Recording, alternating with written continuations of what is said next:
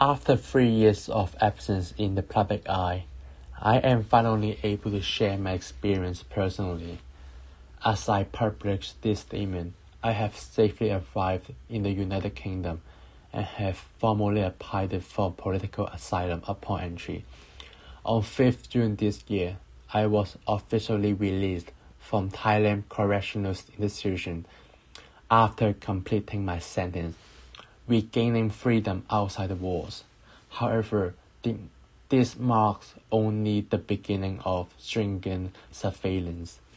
A week before the scheduled release, I lived with the constant worry that the National Security Police might visit in the name of an official visit, informing me of additional charges. Ultimately, as anticipated, they appeared to caution me and inquire whether I would continue to participate in events related to secession.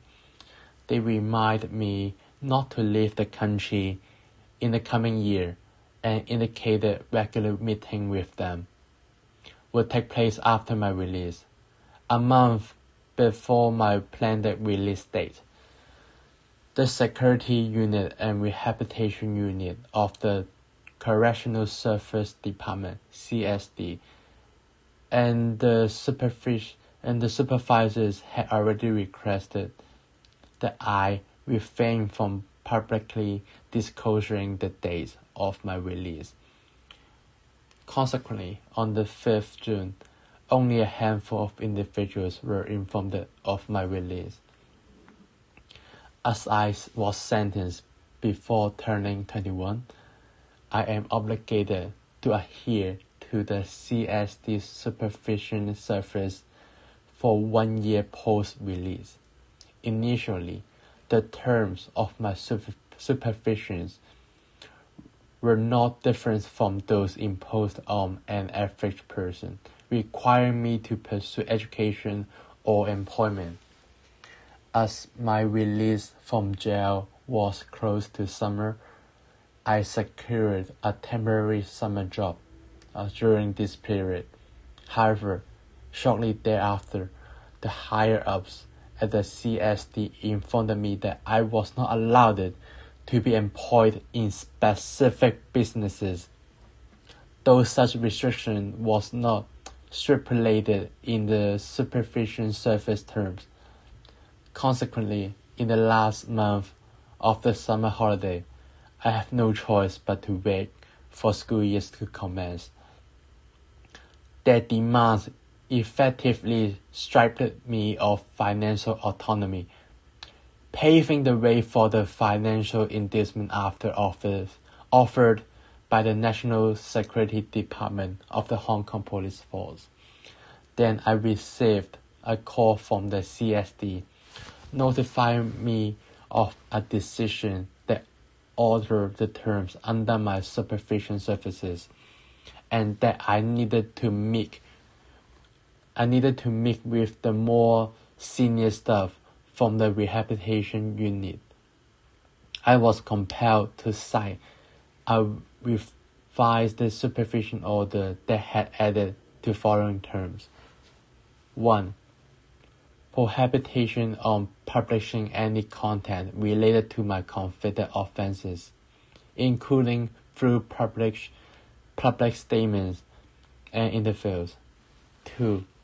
A ban on disseminating any content deemed objectively and reasonably considered as endangering national security. And 3. Prohibition on public speaking. Starting from June, the National Security Police officers began requesting meetings every 2 to 4 weeks, leaving me on no options but to comply. Each meeting involved meetings at random locations, being ordered to board a 7-seater vehicle with a closed curtains and transported to unknown destinations. During these meetings, I was interrogated about my activities in the preceding weeks. asked about individuals I have met, required to provide full Chinese name even for primary school classmates, and detailed information about visits to restaurants or bars, along with the content of conversation. Upon resuming my studies in September, they demanded to take a photo of my student ID, insist on being notified of any application for student financial aid, and required disclosure of bank account information. If I did not meet their demands, they would give me a round of lectures, warning me that they have already got hold of all my whereabouts, and wanted me to confess to them, a way to blackmail me into complying with their orders. In the past 6 months, with no income from any work, the National Security Police officers kept on coercing and inducing me to join them. My speculation is that they have learned about my financial struggles through my bank account information, so they propose providing informant free, urging me to supply information about others as proof of my reformation and willingness to cooperate. In a regular meeting with the National Security Department in early September, 2 National Security police officers suggested a trip to mainland China. I was very alert immediately, fearing extradition to China. Yet, over the past 3 months, I understand that I could not reject anything they proposed, so I avoid a direct response and ask instead. It would not be possible for me to apply for a home return permit, right? They assured me it could be arranged as long as I wish it, with an accompanied party for the journey north. As I remained silent, they questioned what consideration I had, to which I trustfully responded that I did not want to go. They then inquired the reason for my hesitation was that I was still engaging in activities harmful to national security. Subsequently, they demand a response at our next meeting. Fortunately, until my departure from Hong Kong, they did not bring up this request again. Yet, I am aware that such demands may resurface in the future. From October onwards until the present day, I have intermittently fallen ill.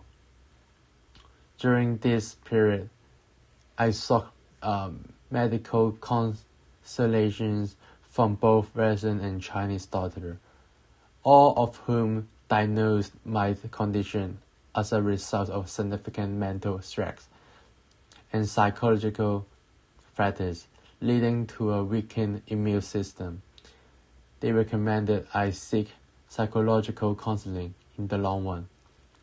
On July 29, 2020, I was suddenly approached by around 10 National Security Police officers in Yunnan who subdued me from behind and confiscated my phone. Since my release from imprisonment, I have lived in daily fear of a recurrence of similar incidents. I feared stepping out of my home, feared using the phone in public, and worried about the possibilities of being detained again by National Security Police Office on the streets. Every meeting with the National Security Police Officers filled me with dread, fearing that they might accuse me of endangering national security and would demand me to prove my innocence. Occasionally, the intermittent communication blackouts exacerbate my concerns, making me worry whether they are planning to arrest me again with new charges, hence eliminating the necessity for future meetings. However, as they demanded me to cite a document related to Article 63 of the National Security Law, prohibiting me from disclosure any content of communication between us to anyone. I am neither able to seek legal assistance nor disclosure my predicament to anyone. Under such immense pressure and fear, I can only silently endure. I once fantasized that the National Security Police might uphold their promises and grant me the freedom to enter and exit Hong Kong in June 2024, ceasing interference in my life.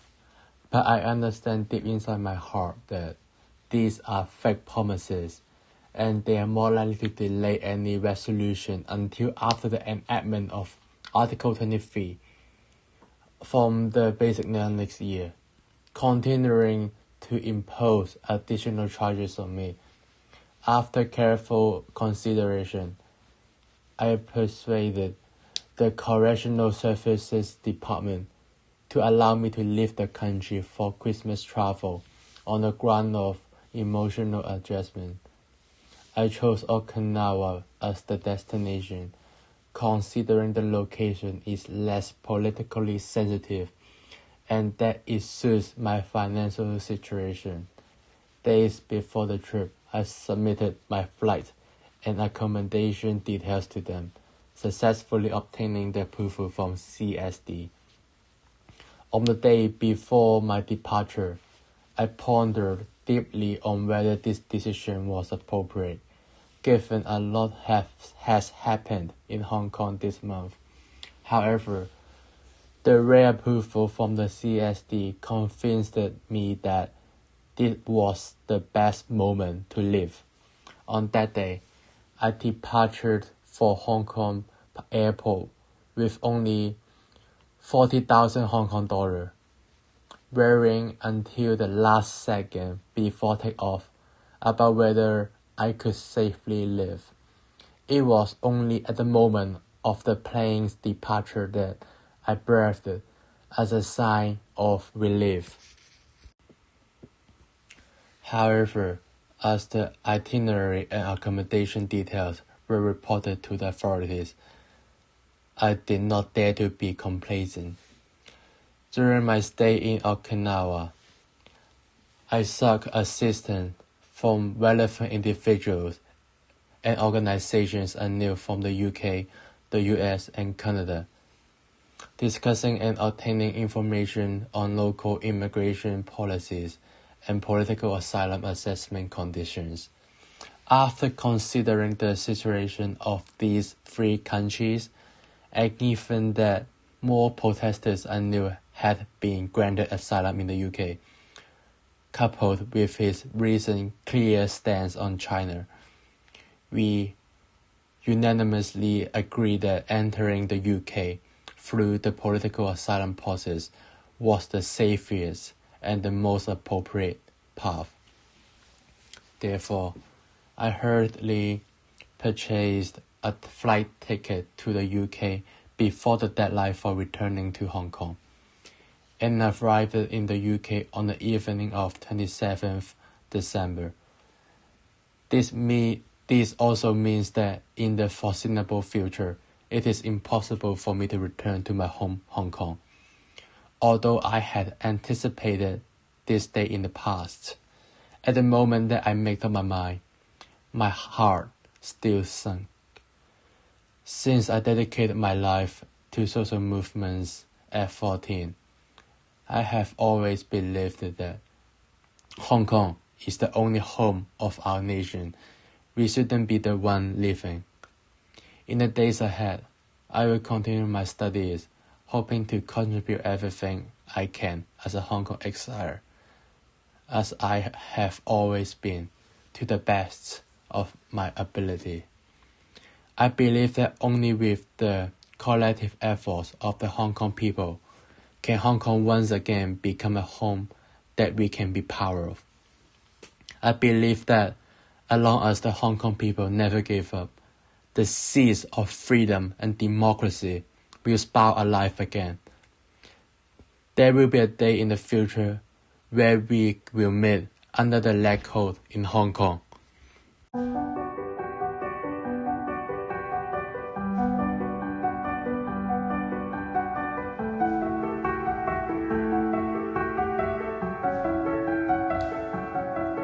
I know it is not my choice to go from a place I once called my home. I know this is not how I should go. From the streets we fought on our long. Wait till we're back, then you know inside of me it's filled up with broken dreams. My mind is across the sea to be with you and me. The fight isn't free on the cost of you and me.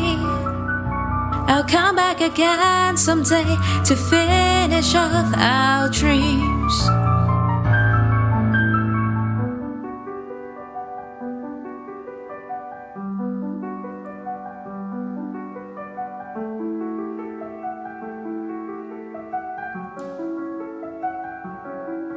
I know you are still waiting at home,